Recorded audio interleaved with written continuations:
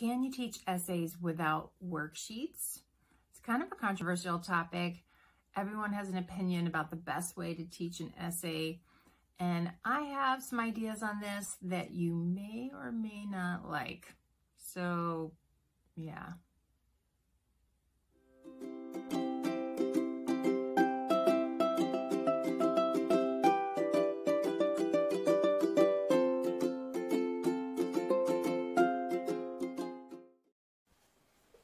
Hi, I'm Robin Mellum, children's book author with HarperCollins at Disney Hyperion. I'm also a middle school teacher. I teach writing.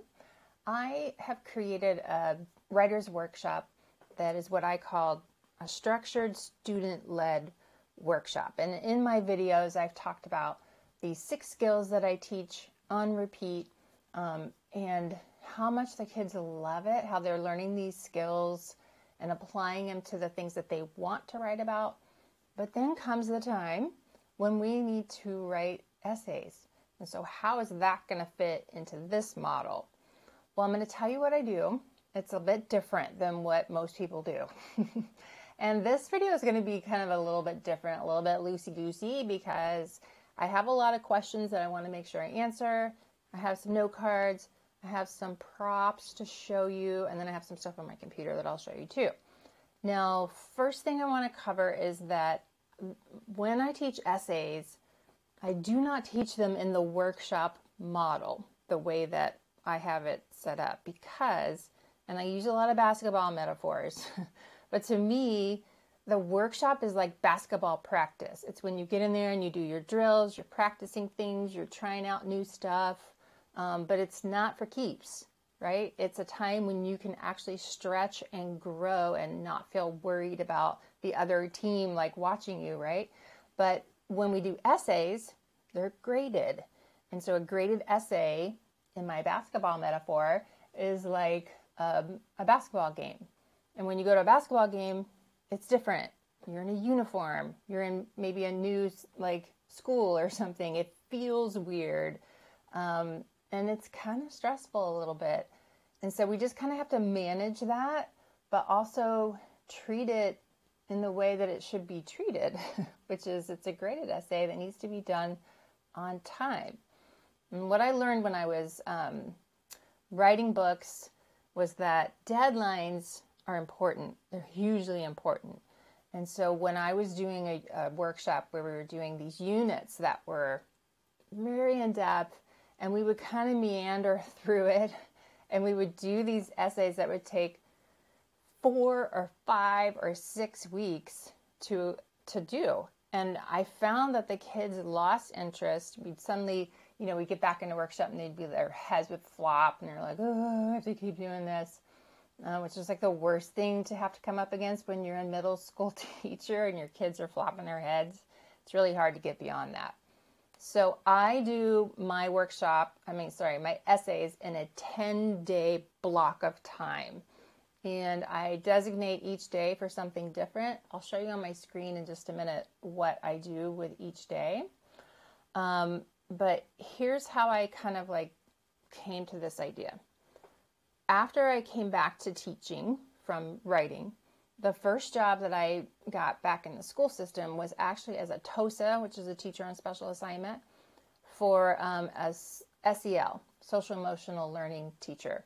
And so my job was to essentially write the SEL curriculum for a charter school and then train the teachers and train the students and get this SEL program up off the ground, which was a huge challenge. It was amazing. The school that I was at, they were doing Covey's 7 Habits of Highly Effective People, teens, whatever. And there was this one particular habit that was called Begin with the End in Mind. And I loved it. And we used it a lot with our staff meetings, with the kids, like how to project out what is your goal? What are you trying to do? And toward the end of the year, the middle school teacher asked if I would come and teach an essay with her so she could kind of see how I would do it. And I thought, it makes sense to use this philosophy of begin with the end in mind when we're teaching essays and doing essays. So I essentially flipped my whole essay model around backwards. So hear me out. We began with the end in mind. In the very first lesson that I did, I showed them a student essay. And I took one of my previous kids and I like blocked up their essay and put it into strips and different like parts of it. I'll show this to you. But here's what I do. I'll take an essay and I'll do different paragraphs or out like this. And there's like 6 of these. This is a student one that they wrote. And then I have the 6 parts of the essay here. And what they do is I do like small groups here and they go through this and they try and organize it and figure out, okay, which one's the hook, which one's the background, which one's the consequence, all that stuff. This was a narrative writing one that they did. And from there, they got to see, like they were involved in it because first it was another kid's essay. It wasn't an adult essay. So it was something they could connect to it in a weird way. You know how like a little baby, when a baby's just sitting there with you, when they hear a child's voice, they like perk up. It's the same way with essays. If I gave them an essay that I had written versus one that my students had written, they just totally perk up. So the topic interested them because it was just about this. It was about a kitten.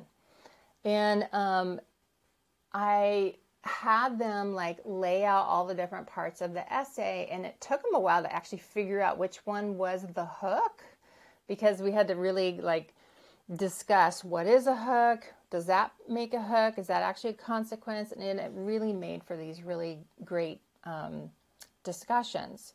So from there, I then tell them, okay, we're going to have an essay. I have a rubric here of what I'm going to grade you on. I'm not going to show it to you. Now, based on what you just did with that essay and dividing it up, trying to figure out all the parts of it, what do you think is on this rubric? What do you think I'm going to be grading you on? And then they have to guess what's on there. You write it on the board, all these different ideas. Well, it has to have a hook. It's going to have a thesis, whatever it is that they come up with based on what they just did. And then I tell them like, oh, you're getting closer. You got 3 out of 5, you got 4 out of 5, whatever, until they get them all. And then I circle like, here are the ones that you're going to be graded on for this essay. And it kind of creates this like really fun situation where they're wondering like, what is it that I'm going to be doing? And from there, and I have some cards because I have some questions that I want to make sure that I get through with you all here. Sorry, this one's going to be a little bit longer. But part of that I want to talk about graphic organizers, because the title of this is, do you use worksheets with your essays? For the most part, no, I don't. So I don't go through the whole, let's try this, let me give you this worksheet and you're going to try and find the thesis and all that kind of stuff. The only way they do that is through my student samples. They manipulate them and try and figure out like what's in there. Now, I do give them some choices if they would like to use a graphic organizer. And I know that feels a little strange, like giving up control. But what I have found is you kind of have to use, their brain, what we know about brain research to help us like figure out how to get them to do these things. So I might tell them, okay, you're going to have to do this essay. Is there anything that might help you sort of get ready? Is there something that might help you? Well, maybe make a list, maybe brainstorm, blah, blah, blah. All right, well, I have 2 different organizers here. I have a timeline one, and then I have this other mind map one with these lines. Do you think either one of these would help you planning? Yeah, no, like some of them would be like, I don't need that. And so you know what I say to the kids who say I don't need that? I say, okay, that's fine. Because you might not need it. There are some kids who actually can just sit down and write an essay and they don't need the graphic organizer.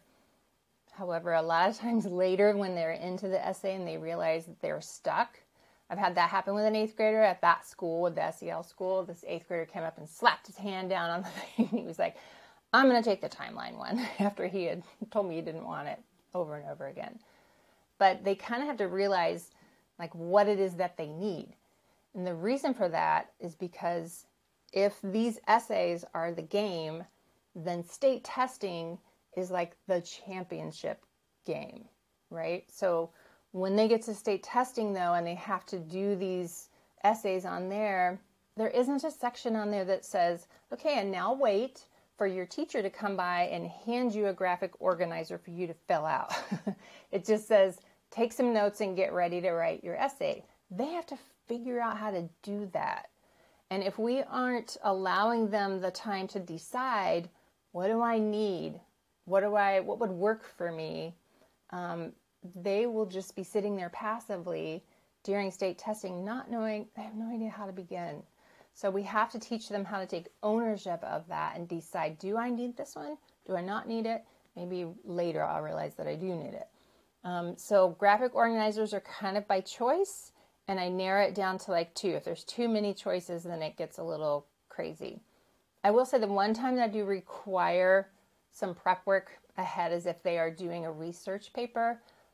They have to fill out a Google slide that has the links to all of their research that they're going to use, and they have to get approved by me. I turn it green before they can move on. So that I do require that just because it needs to be appropriate.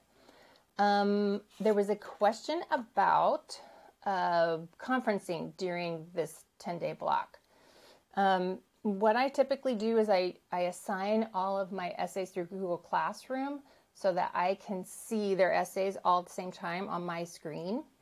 I also set up the room differently. In state testing, the room is different, right? They have to sit in these rows. There are times when I might ring the room, I'll flip their desk around where they're facing the walls. You might not be able to do this, but it was like a U around the room, so I could see all of their screens. And then I had a table in the middle that was my conferring table. So I could monitor them on my screen. I could see what all they were doing. I could notice that oh, so-and-so really hasn't gotten their first paragraph started, and say, hey, come over here. Why don't we talk it through?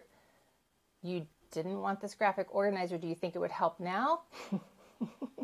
No, yes. So I'm conferring throughout it every day. And I do this where I'm giving them a new essay with all the parts of the essay every single day.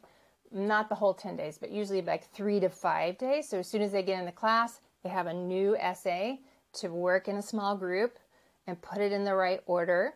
And then we talk about it. And I'm going to actually show this to you on the screen. This video is going to be a little bit long, sorry. But I have some stuff specifically to show you about this essay and what we talk about when we're going through it.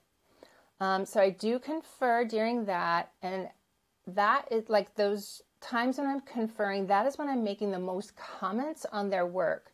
I don't comment that much on their work after they turn it in. An editor doesn't comment on your book after you publish it, it's done.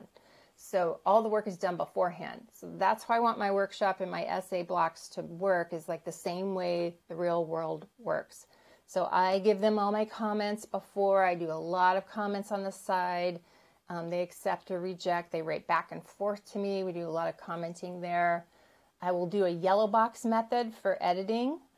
You may have seen this somewhere, but basically the students pick one paragraph and they highlight it all yellow. And that's one paragraph that I will edit for them, do all the editing marks. And then I say global, and global means you need to do this throughout the rest of your essay. So if there's if their dialogue, if their quotation marks are in the wrong spot and their commas are in the wrong spot, then I put global as a comment next to that. So I'm only editing one paragraph. That's it. And the rest of it is just my comments throughout. And then once they get the rubric, filled in when they've given it to me, that's it. I'm just filling it in, saying yay or not.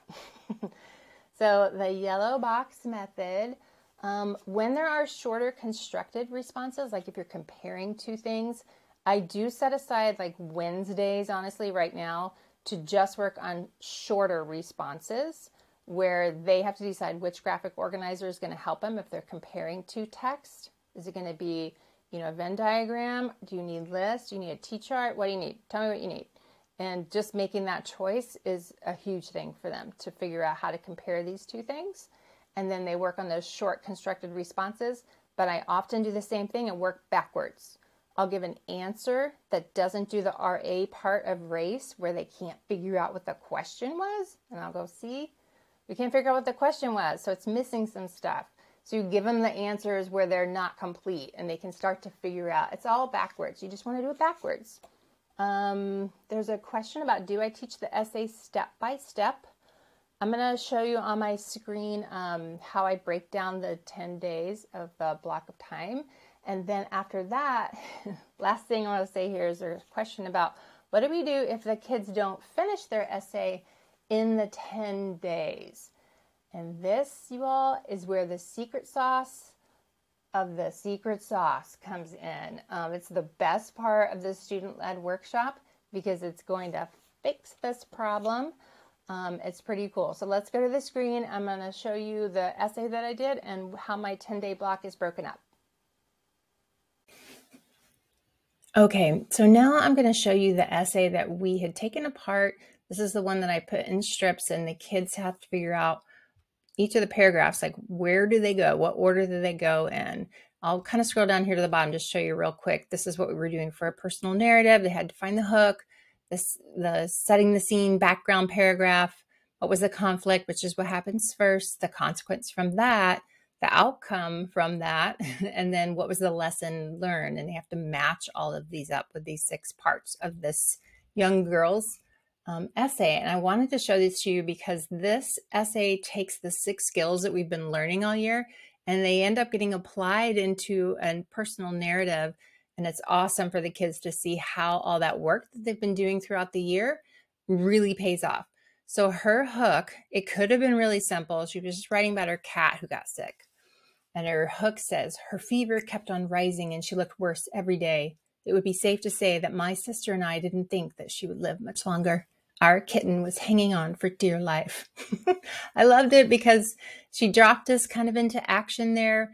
We don't know what she's talking about. The rule is with the hook is that they have to keep this topic a secret in the first sentence or two to really pull us in there, which is exactly what she did. And then once they figured out like all these different parts of where they go and they get the essay in the right order, we then dissect it and figure out what of the 6 skills is inside of her essay. And if you look at the second paragraph there, she says she was playing and being adorable, all kitten-like, which is kind of a great example of voice. She has a certain style when she writes. Eyes light up like a starry night. So they see that there is a simile in there. And then here where she said, this part here was voice, where the cat was weaving between the railings of our 2nd floor like a little show off. That's where that attitude comes in, where that first lesson that we do at the beginning of the year on voice, this is where it pays off because they've been doing it over and over. And then finally, we can see where they use some dialogue, and instead of telling, they use showing language. So you'll see like all these different examples of all 6 of the skills there. They're in this essay. So you might want to call it like dissecting an essay or deconstructing an essay or something like that. So let me show you how I go through my 10 days. This is in my guide that is available. It's over 60 pages of exactly how I do the workshop and then move it into the essay like this. So I break it down into 10 days. It's nothing hugely like wild. It's pretty basic. The first day we're dissecting essays, and then they're guessing what's in the rubric. We're talking about what is expected of them. They might have to do research on day 2, kind of depends on which one they're doing. And then, so I can see the links to their articles and everything. And then by day 3, for sure, they're drafting their introduction. I'll show you in a second the types of, the way I break down some certain essays and what I show them, what I share with them. The next day, they're drafting the next body paragraph and then another body paragraph. Day 6 is their 3rd body paragraph and conclusion. Then by day 7, they are sharing out in their writing trio. And I do have some things in here about how like they might ask their trio to only look for diamonds. So go back through my other ones when I talk about diamond mining, why that's so important. It's really just to maintain the relationship. When you're asking for a critique on something, when they're at the age, they're not really developmentally ready to hear that negative feedback. They kind of need to hear that from me. They need to get those words from their teacher, like, hey, here's what you kind of need to do. You don't want to ruin the relationship. So they can say, do you want to hear some diamonds or not? You know, they don't have to have it. It's fine. It's all about maintaining the relationship and that trust. They make revisions with their trio. They discuss it with them. I have some information in here about what I do when they do final edits. This is exactly what I do as an author, which I actually learned from another author on Twitter, was you can rearrange your document so that it's columns. You resize it, you change the font, and then it looks like a book. And you have to trick your brain into thinking that you're reading something completely new. It's all about brain tricking. Then we publish and share on that last day. Now, let me go ahead and share the secret sauce of the secret sauce. What I was saying was, if they don't finish it, and you will have students, of course, who just won't get it done and they just can't figure out what to write, and you're conferring with them and you're offering them this, graphical organizer and this example, and you've got the essays up on the wall, all the ones that we deconstruct, because I would do one every day. So they might have 3, 4, or 5 examples of essays on the wall next to the rubric. So everything they need is there. But day 10 comes, and the problem with, you guys know, all your kids are in different spots. So what do I do with all these kids who are done on day 10 and they need to move on? And then I have these kids who have barely even started. But remember, you have created a student-led workshop. So on day 11, like when we get back to school that Monday, we're back to exactly what we were doing before, but your students are leading it because you have trained them on how to do that. So guess what? What I do is they're all now back into their workshop that they love, love, love. And those of you who are not done, come back here and work with me. I'm going to help you finish up your essay. So now you get that one-on-one time with a really small group of students. The rest of the class is like humming and they're loving it because they're done with their essay and they don't have a teacher over there in charge. They're kind of doing their thing. If you get your classroom management down, this totally can work. And these kids who are working with you are now like, okay, help me get this done, because they love workshop. They love those prompts. They love the spinners. They love all the options, all the cool stuff that they get to do in their trio. They really don't want to be sitting there with you writing their essay, but they kind of need that time. And one of the best things they can do is I have them say, what do you want to say next? And they say one sentence out loud at a time. And then I say, okay, write that down. Okay, what's the next thing? And then maybe I'll partner them up. Tell him, what is your next sentence you want to write? Okay, write that down. And then that's kind of how they work through the whole thing. Eventually, they all work their way back into the workshop, and then you're humming and you're moving along. The whole class is back on track. Let me back up to day 1. I will say that in order to get here, there are times that I borrow time from workshop to get prepared for essay time. And I tell them that. Like, there's some things you need to know before we get into our essay block. You need to know thesis. You need to know a rebuttal. I'm going to borrow a little time, but it's a way of easing them into the idea of doing an essay. So they kind of get a little hint of okay, now I know what a rebuttal is. I know what a thesis is. I know what a claim is. I know what cite, I know all these words now. Then we're ready to move into it. That's the beauty of it, is you get to borrow the time and use it however it is that you need to use it. I'm going to show you the one thing I do about how I break down the essay. What are the parts of it? I have a website that I made for my 6th graders, and I'm just going to show you this. If you want a link to this to check it out, just leave me a comment. This is my 6th grade website, so I have a whole writing section in here, and they have access. So here are all the skills that we're learning, and here's their help with essays. And here's what I teach them. So they have access to this at all time. I teach them the hook, the HIT introduction, hook, introduce, thesis. Talk about that all the time. And then I break down their constructed response, like their short essays.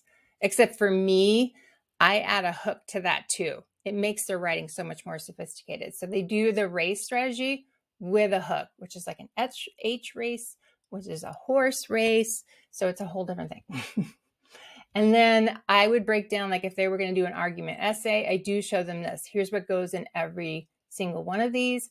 And then we have the student examples on the side. So they have everything they could possibly need in order to get their essay done. I have checklists and challenges. I have videos in here, all that. So if you want a link to that, send me a message down below and let me know if you want to check that out.